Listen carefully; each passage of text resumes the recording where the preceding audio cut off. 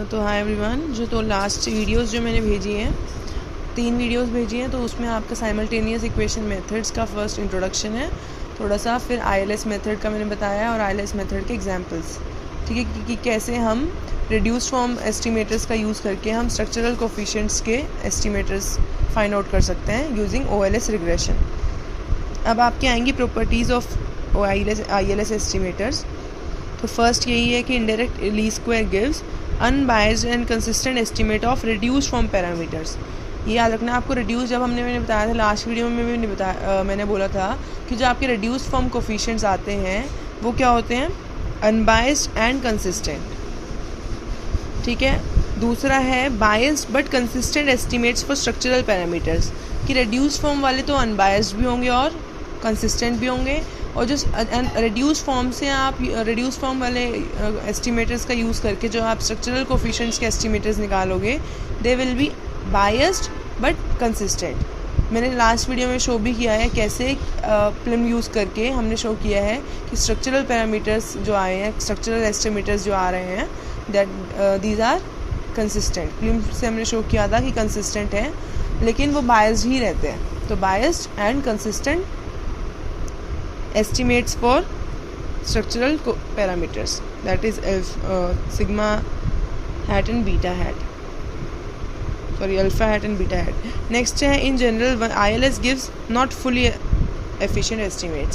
fully efficient होने के लिए क्या है कि unbiased भी होना चाहिए और consistent भी होना चाहिए। अब हमने बोला कि यहाँ पर कि biased होंगे और consistent, therefore हम कह सकते हैं कि in general ILS gives not fully efficient estimates of structural parameters, ठीक है, क्योंकि अल्टीमेटली आपका मेन एम क्या है कि स्ट्रक्चरल पैरामीटर्स के एस्टिमेट्स निकालना है, राइट।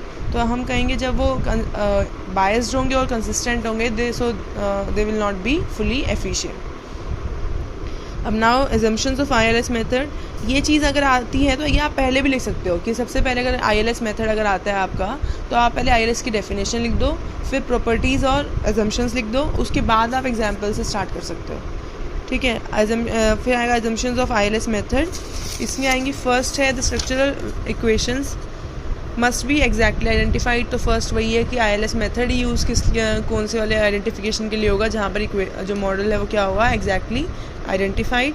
दूसरा है the random variable of the reduced form coefficient must satisfy the stochastic assumptions of the ordinary least square, कि हम कह रहे हैं जो रिड्यूस्ड फॉर्म कोफिशिएंट का जो एरर टर्म है उसकी तो हमने बात भी नहीं कही है, मतलब की है कहीं पे कि वो, लेकिन उसका मतलब क्या है, जो रिड्यूस्ड फॉर्म कोफिशिएंट्स जो आ रहे हैं, रिड्यूस्ड फॉर्म इक्वेशन जो आई है उसमें जो स्टोकास्टिक एरर टर्म है, ठीक है, हम अज्यूम करके चलते हैं कि वो जो ओएलएस की एजम्पशंस हैं उनको सबको सेटिस्फाई करती है, दैट इज़ मीन ज़ीरो है, उसका होमोसेडास्टिक है, ठीक है, ऑटो कोरिलेशन प्रॉब्लम नहीं है, मल्टीकोलिनिटी प्रॉब्लम नहीं है, तो ये सब हम कहेंगे ये एजम्पशंस को सेटिस्फाई करता है रिड्यूस्ड फॉर्म इक्वेशन का stochastic error term. Next is macro variable must be correctly aggregated. बस यही है कि मैक्रो वेरिएबल्स हैं उनको बस करेक्टली हमें जो भी आप वेरिएबल्स ले रहे हो, जैसे मान लो सेविंग, इन्वेस्टमेंट, कंजम्पशन, आप कुछ भी वेरिएबल ले रहे हो अगर, they should be correctly aggregated, कि आपने उनको करेक्टली हमने उनका एस्टिमेशन से, मान लो अगर आप एक इक्वेशन यूज़ कर रहे हो कि y = c+i, तो आपकी ये इक्वेशन का आपको पता होना चाहिए कि ये सही है, आपने इक्वेशन सही है या नहीं है, जो भी आप डेफिनेशनल इक्वेशंस यूज़ कर रहे हो वो ठीक होनी चाहिए, ठीक है। नेक्स्ट है the exogenous variables of the model must not be perfectly collinear.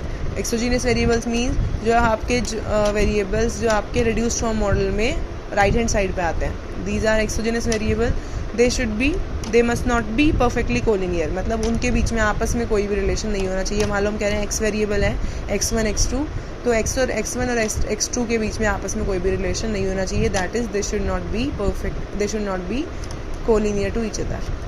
तो यहाँ आपकी कुछ एजम्पशंस हैं और प्रॉपर्टीज़ हैं आईएलएस मेथड की। यहाँ पर आपका ये आईएलएस मेथड